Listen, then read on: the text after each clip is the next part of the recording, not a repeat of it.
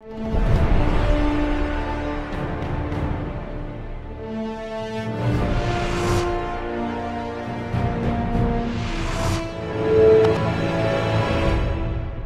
and welcome to Leaders of Tomorrow, the only show on Indian television right now where you, the MSME, get center stage. This is ET Now, special daily initiative to give you all the expert voices and opinions across industries that you seek. Today, I'm in conversation with Ashish Shah, founder and COO of Pepperfry.com, to talk about the online retailing industry.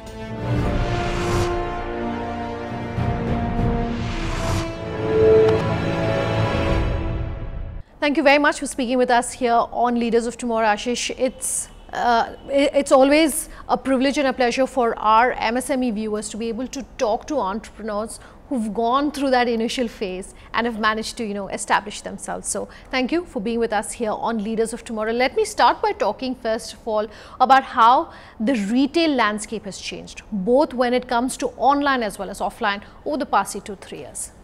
So I basically look at it as a complete integration. I don't think that consumers per se are online or offline. These are basically mediums that people would choose when they are making a purchase decision. To give you an example, let's say you are buying your books online today, but you might also buy a book when you are at the airport from a Crossword or a WHS, right? So consumers would choose online or offline as one of the channels. They should therefore not be referred to as online customers or offline customers. And therefore, in my mind, the goal of a company should be to be available to the consumers at various touch points, and therefore in my mind omni-channel becomes very important. So I want to pick up on that. You were one of the first movers when it came to having an omni-channel presence, but why does that become important, especially in a business like yours? So in my mind, omni-channel is definitely very category specific. In a category like ours, where I think the big win is because of the large variety and great prices, but not all of the variety can be shown offline, right? And therefore, being online is very important, to start with. However, when you are making a large, purchase decision, you would want to sometimes, consult with someone and maybe, touch and feel the items. And therefore, specifically for furniture and home products, I think being offline, available offline to your customers is also very important. E-commerce has been recognized as an industry perhaps for the first time because of the introduction of GST. Is that a boon or is that going to be a challenge? No, in my mind, if anything which would ease the business is a boon, right? On a longer term, once people develop great understanding about how, to work with GST, I think it helps the trade, right? Because one country, one tax is something that will make the business really seamless. How are you prepared for GST? So I think it starts with, like I said, developing a lot of understanding around GST. How is it that GST is going to impact your business, right? How do you, build systems and processes and change your reporting such that you understand the tax structure really well. So it starts there. And then it is about being really transparent with your customers, right? Customers today would have a lot of questions around what is the impact on pricing, for example, because of GST. And therefore, telling customers really upfront and trying to explain them in various ways that you interact with them is very important. So if you are online, then you should explain the taxation really well. And as long as you are transparent, people would be willing to make the transaction. Okay. In a business like yours, you work with a lot of small businesses as well. Has it been easy helping them understand how GST is going to change? Has it been easy working with them as they move to a post-GST regime? Yeah, absolutely. Pepperfry today works with around 10,000 plus, small and medium enterprises. Starting from a local craftsman at Rajasthan to one of the largest, furniture brands in the country. Everyone would work with us, right? And therefore, obviously, the change in the tax structure was going to have a large impact, and therefore it starts with education of your customers. So we started really early, 3 months before the GST was launched. We educated our customers through various forums, through emails, through chat sessions, etc., to ensure that everyone is aware about how their life would change post GST. And then, our business is about, providing a platform. So we connect buyers and sellers, and therefore it is important for us to, and therefore we have customers on both sides, because I make money from my seller, and therefore it is important for me to make my seller really, aware about what's going to change after GST. So a lot of work happened, in educating them and, guiding them on their pricing policy, post GST.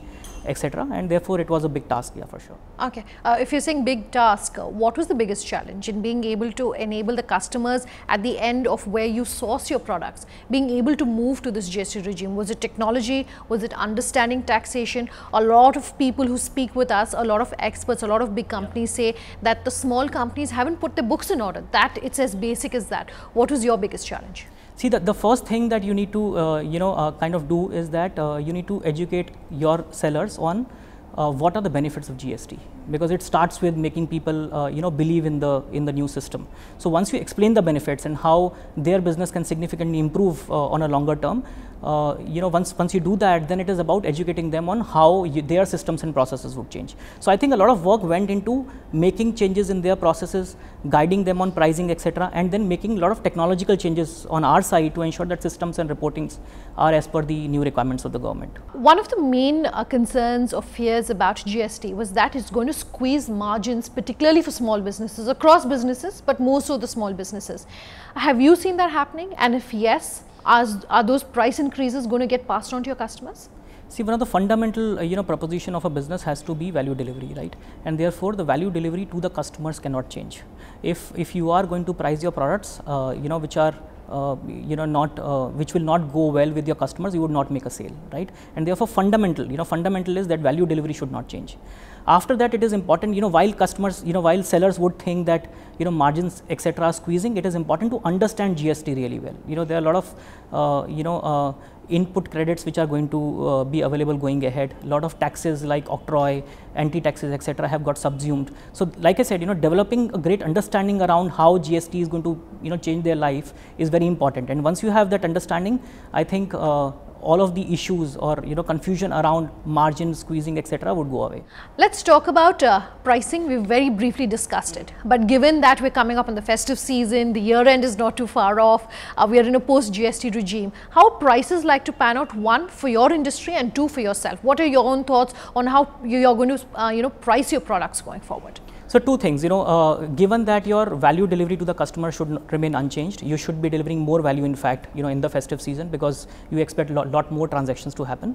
You have to go back to the drawing board and see whether you are pricing your product not only using the internal matrix of how much margins, etc. you make. You should also look at external factors, on what is the demand around your product, what is it that competition is pricing your products at. So, for example, at Pepperfry, a lot of emphasis is placed on ensuring that we are competitive in each and every product category and the price points that we play on today. Okay, and therefore, a lot of pricing is dependent on what competition is pricing, offline or online, and therefore it is absolutely based on a lot of detailed analytics around sourcing prices as well as competition pricing strategy. Okay, that's an interesting point, and I want to pick up on that and ask you, for an MSME, your advice in terms of how closely they should be perhaps looking at competition. And I will come to a question on discounting just after you answer this. So I think any business is you cannot be only inwardly focused. One of the most important things that I tell to young entrepreneurs as well as MSMEs is that don't operate in silos. Business is about being aware about the competition around you, and therefore, in my mind, most of your pricing, etc., should be built on two things. One is what is your sourcing price, as well as what is it that competition is pricing it at. It cannot be done standalone basis only competition or only your sourcing prices. Okay, let's talk about discounting, and I want to tie it into my question on watching your competition closely. One, what is your own thinking about discounting and the role that discounting plays as a strategy in your industry? And two, can small businesses afford to keep up with their larger peers when it comes to discounting? And if not, what should their strategy be? So, in my mind, the way to look at discounting is that any business should not sell a product which is at a price which is lower than the buying price. Okay. Right? And but what if your neighbor, your competitor is doing that? Does not matter. Business are built on fundamentals. In my mind, discounts help trigger a purchase. So, for example, if I am making 55% margins on my products, it is okay to pass on, let's say, 15% discount to my customers, because that creates urgency, that drives transactions, right? Discount would therefore act as a trigger for the purchase, right? However, I would never discount my product below my sourcing price. I would always want to make money on the products that I have sold. So from get-go, from day one, we have ensured that we have made money on every single item which is sold on pepperfry.com. And therefore, we look at discounting very differently. We look at discounting as only triggers for purchase, because I start at 55%, right? And therefore, giving out 15% to ensure that I am delivering value to my customers is absolutely fine by me. Ashish, do hold that thought. I'll take a very quick break, but much more on the other side. Just stay tuned.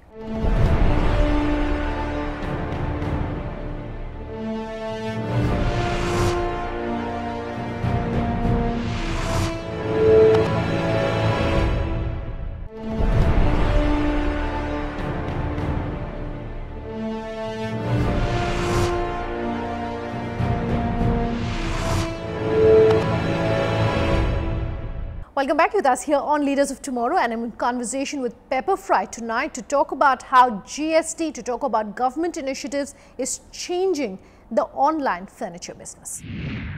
So one of the ways you differentiate yourself, of course, and I'm talking about most companies, is pricing. The other one is how you position yourself in the market, whether it is your overt advertising, whether it's the look and feel of your store, whether it's how you train your employees to interact with customers. Talk to us about your branding marketing strategy and how you have identified what should be a USP and how you've gone about developing that. So our fundamental value proposition, like I said, has been great variety and great prices, right? From day one, from the beginning, from the time we have launched our business, we have been the largest provider of furniture and home products in the country. Today we have 120,000 products listed on Pepperfry and around close to 15,000 furniture items, right? So we are by far the largest source, or catalog of furniture and home products in the country. So it starts over there.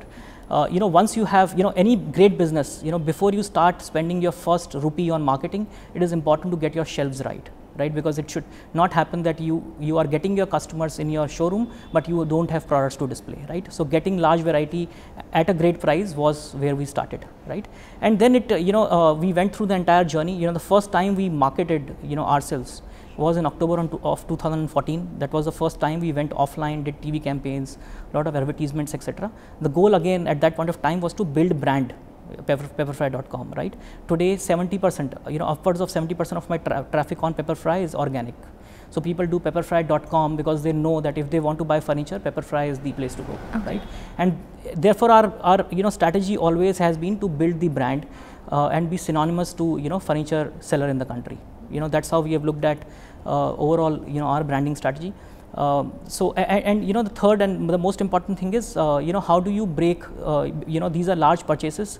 You end up buying close to 50, you make a transaction of 50,000 rupees online by swiping a card, and therefore it is sometimes important to provide a good interface to the customers to engage. So speaking of sourcing and speaking of your studios and the experience that you give to your customers, I want to talk about your advice for MSMEs.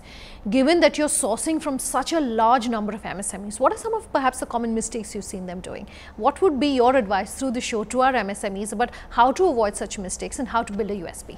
So I think the first thing that any entrepreneur or a small and medium enterprise should not worry about is making mistakes, right? It is the fundamental of entrepreneurship is you should be okay to make mistakes, but don't make them again, right? The second, one of the most important advice that I give to entrepreneurs is that get your shelves right, get your sourcing right, because often a mistake that an entrepreneur can do in enthusiasm is that they spend a lot of money on marketing without getting their sourcing right. Imagine a situation where you have you do not have products on your shelves, but you spend a lot of money in marketing to get customers in your store. So they will not know what products to buy because there are no products, right? So getting your sourcing right, ensuring that you have best of the products at great prices is the fundamental of building a great business. Okay, you were talking about your stores earlier. I want to use that to talk about hiring the right people. In your business, how important is it to hire the right people, and how do you go about hiring the right people? See, first of all, you need to understand that e-commerce is a highly dynamic business, and therefore overall planning cycles, the intensity of doing your work, etc., is very, very high, right?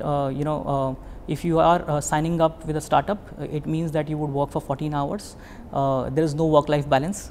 You need to ensure that you work on projects on really short planning cycles. Like I said, you need to be very analytical in your approach. Opinions do not matter. What matters is the data and the facts, because that is what helps you make a great plan. So, therefore, in a dynamic industry, you need to get people who think like entrepreneurs, who think like, they are, owning the company along with you, and therefore, getting such kind of people is very important. Okay, we were talking about GST earlier. I want to broad base it and talk about government initiatives and schemes for the e-commerce as well as the retail industry. And I want to talk about Make in India. Companies like yourself, which are manufacturing your own products, apart from sourcing from the MSMEs, are also tying in with Make in India. But are you seeing any of the benefits coming out of that? No, absolutely. If you look at, I think Make in India has given a lot of comfort to small and medium enterprises. Just the ease of doing business has changed significantly. We work with close to 10,000 small and medium enterprises today. 2,000 of them are only in the Rajasthan belt. We work with really small artisans. They used to be really small. They used to do around 50,000 rupees of business a month, and they today do around 30 lakh rupees of business a month with Pepperfry.com, right? Which means the ease of business overall has gone up significantly. There are a lot less number of compliances. They are able to get their loans really early.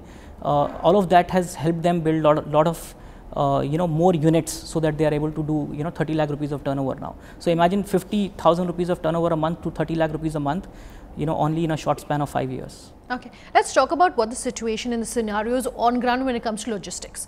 I do remember about a year or 2 years ago, the government was going all out to promote the logistics and Make India Logistics Hub. They were talking about warehousing, for instance, but that's more for the food industry. We did see a lot of IPOs coming out of smaller warehousing companies. What's the situation on the ground? What changes would you like to see when it comes to logistics? Do you still think that there's enough change happening on the ground, or if not, what would you like to see changing? So I think one of the fundamentals for logistics again is ensuring that there's a seamless movement of trucks across length and breadth of the country. I think GST would play a big role in easing that, right? As soon as the GST was launched, it was announced that 22 your borders in state borders were released in 22 of the states, right? So that in itself makes the business really easy. Right, from a setup of let's say 17 to 20 warehouses or distribution centers across the country, you can now move to one distribution centers, and therefore a lot of investments you can do in ensuring that you have the right infrastructure and right amounts of equipments, etc., in place to ensure that the business is operating really smoothly. Sure. So all of these are benefits of one tax, one country, one tax regime. Significantly eases business in my mind, especially logistics. So what are you doing when it comes to your own logistics model? So we prepared, really early. Pepperfry today operates one of the largest, furniture warehouses in the country. We launched this warehouse, last year, April of last year. It's a 300,000 square feet warehouse. All of my furniture fulfillment across the country actually happens only from one warehouse. So I have really small distribution centers in 17 states, but only one warehouse which is centrally located near Mumbai. Okay. So one warehouse today, is therefore able to cater to the requirements of the country.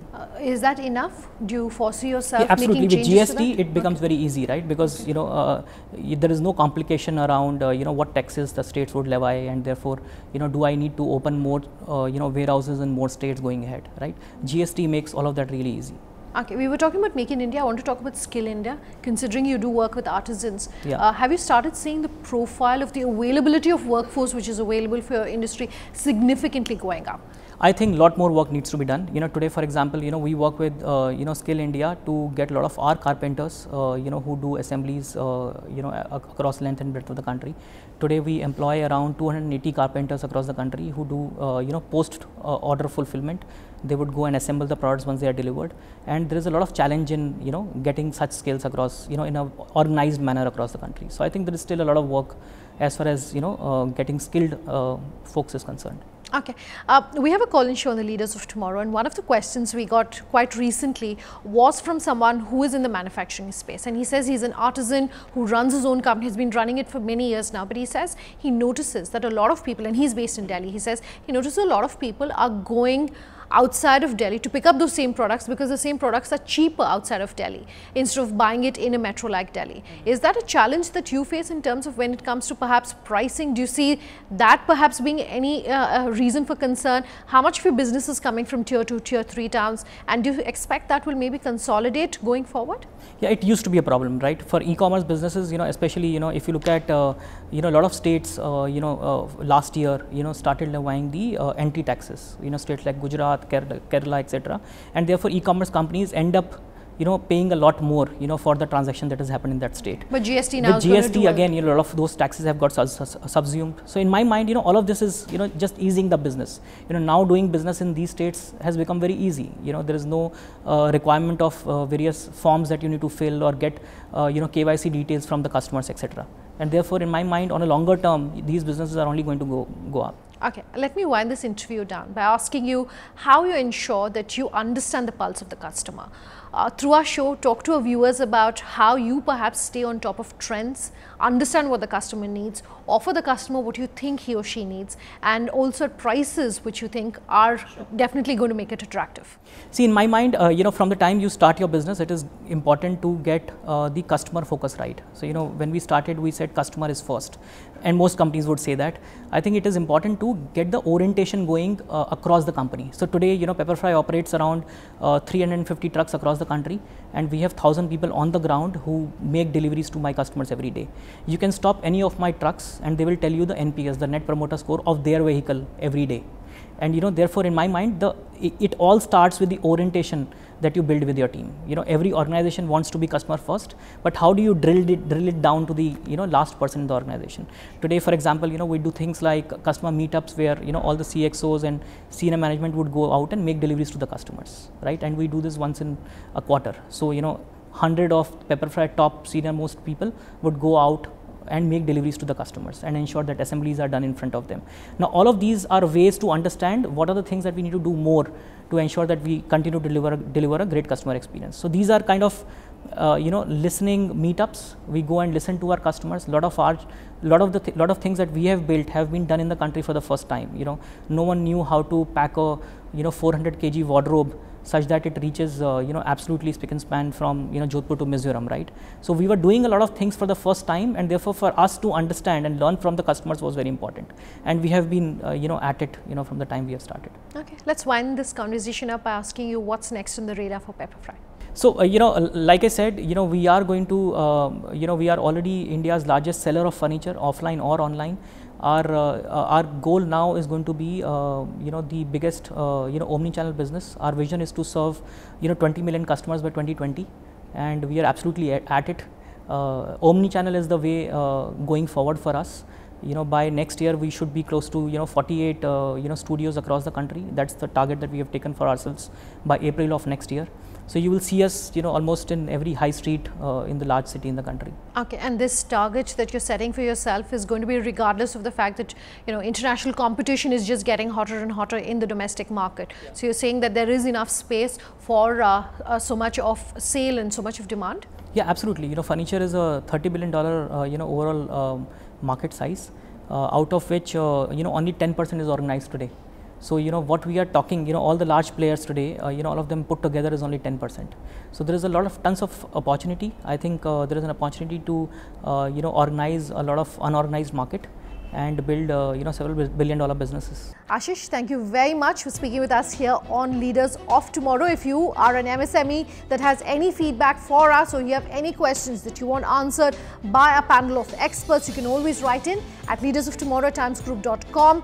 On social media, tweet at me personally at Sunanda_J, or reach us on LOT_ET now or Leaders of Tomorrow in ET now. That's our Facebook page. You can also call us on that number you see on your screen. We promise to have all your questions answered. Thanks for watching.